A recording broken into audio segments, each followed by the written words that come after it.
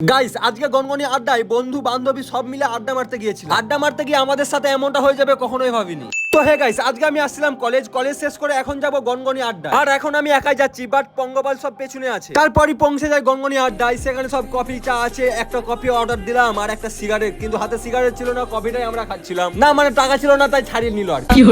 তারপরে গাইস দেখতে না দেখতে সব পেদনিগুলো ঢুকে যায় এই রেস্টুরেন্টের মধ্যে। তারপর ওরা একটা পরে একটা অর্ডার দিয়ে যাচ্ছে, আমি তো ভাই দেখে অবাক। দিয়ে কিছুক্ষণ পর বুঝলাম এদের তো অন্নপূর্ণা ভান্ডার আছে। বাহ দিদি বাহ। আর আমরা ভাই একটা শান্তিতে সিগারেট খেতে পাচ্ছি না টাকার জন্য। একেবারে হতচ্ছাড়া কপাল আমাদের। তারপর আমরা ওই গনগনির আড্ডা থেকে বেরিয়ে গেলাম। এরপর যাবো বইয়ের ব্যাগের দোকান, বই ব্যাগের দোকান। তারপর দেখালাম এই বইয়ের ব্যাগের দোকানটা কত বড়। ও মা এথা বড়। আচ্ছা চাচা আমার বইয়ের একটা ব্যাগ দাও তো। আরে চাচা একটা বইয়ের ব্যাগ দাও। বইয়ের না, আমি তো এখনো বিয়ে করি নাই, সরি। তো হে গাইস কিছুদিনের মধ্যে আমার বিয়ে, তার জন্য আসছি শপিং করতে। আর এই বিয়ে এই শপিং আমি প্রতিদিন রাতে ঘুমিয়ে ঘুমিয়ে করি। হে গাইস ফলো করে নাও, নেক্সট ভিডিও আরো ভালো হবে।